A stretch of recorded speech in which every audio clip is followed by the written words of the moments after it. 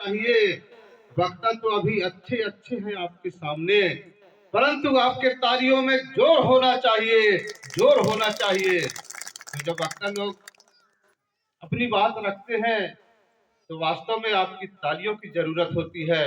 जब मंदिर में जाते हैं तो थाली की जरूरत होती है। जब मंदिर में जाते हैं तो पूजा के लिए थाली की जरूरत होती है, और वक्ताओं के लिए आप लोगों की ताली की जरूरत होती है, आप लोगों की ताली की जरूरत होती है। वास्तव में अभी जो पट्टा सर ने कहा, हम सब लोग भ्रमित हैं, ये गोंडवाना वाले हैं करके, सचमुच आपने कहा। ये देख लीजिए 35 करोड़ वर्ष की पहले की बात है कि जब ये सूर्य का ही टुकड़ा है धरती, जब ये शीतल वायु के रूप में, ये बहता हुआ पानी के रूप में, और ये जो है अंगार के रूप में जब ये गिरा था, तो समुद्र के एक बहाव के कारण, है ना सर जी, ये धरती का सबसे पहले नाम जो है पेंजिया था। पेंजिया आप लोगों ने सुना है कहीं? हो सकता है रामायण महाभारत में कहीं मिला होगा धरती के बारे में। तो पहले पेंजिया नाम रखा गया था। फिर जब ये पेंजिया भी टूटना प्रारंभ हुआ, तो फिर 2 भागों में वो टूटा साथियों। तो 2 भागों में जब टूटा तो उत्तरी गोलार्ध और दक्षिणी गोलार्ध, उत्तरी गोलार्ध को लारेशिया कहते हैं, अंडोदीप, और दक्षिणी गोलार्ध को गोंडवाना लैंड, अंडोदीप कहते हैं। थोड़ा तालियों से स्वागत कीजिए, जो नई बात आप लोगों के सामने पेश किया जा रहा है। आप लोग भ्रमित है कि नहीं है? तो इनमें से बताओ, ये भेजरी गांव किसमें है? आरेशिया में है कि गोंडवाना में है? किसमें है भाई? कितने लोगों को मालूम है कि ये भेजरी किसमें होना चाहिए? गोंडवाना में होना चाहिए। ये गोंडवाना में क्या गोंड जात के ही लोग हैं कि समस्त हमारे भाई लोग हैं? इसमें सभी लोग हैं। तो मन को साफ करना चाहिए मेरे साथियों, ये नहीं कि पीला साफी वालों को देखकर गुणवाना वाले है ना। तो 16 का डोला ना 46 की छाती, 16 का डोला ना 46 की छाती, जल जंगल जमीन के रक्षक हम हैं समस्त मूल निवासी, समस्त हैं मूल निवासी।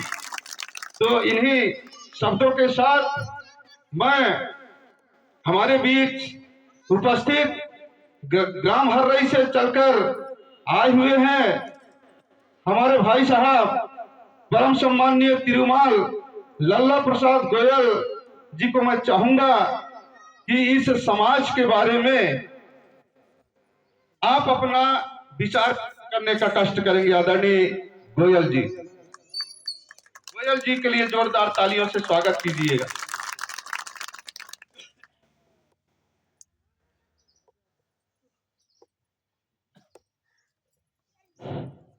हेलो, आज इस ग्राम भेजरी की पावन भूमि पर मैं प्रणाम करता हूं और इस ग्राम के खैरवा देवी देवताओं को मैंने प्रणाम करता हूं। हमारे आज के मंचशील अधिकारी सभी को मैं नमन वंदना करते हुए प्रणाम करता हूं। बड़ी सराहना की बात है जो ने इस विज्ञान और ज्ञान की नीति को आज आदिवासी समाज के बीच में बता रहे हैं। कितने मेहनत और कितने ज्ञान की सराहना इस मंचशील में आज सभी को बताते हैं। पर हमारे आदिवासी समाज किस प्रकार की है? हमारे आदिवासी समाज यहीं तक, हम आदिवासी तो हैं, पर कहीं भी कार्यालय में हम लोग जाएंगे तो कहेंगे आदिवासी, और सम्मान वर्ग के लोग कहीं बस जाते हैं तो हमारे लाइन पीछा हो जाएगा और उनके लाइन आगे हो जाएगा। क्यों होता है भाई? हमारे आदिवासी समाज में आदिवासी हैं हम लोग, हम लोगों तो आधा अंग है, पर हम लोगों के कोई भी कानूनियन नहीं बने। तो मेरा ज्यादा न कहते हुए मैं यही कहूंगा, सभी हमारे आदिवासी समाज को नमन वंदना के साथ मैं यही करता हूं कि हमारे आदिवासी समाज नशा मुक्त ही किया जाए।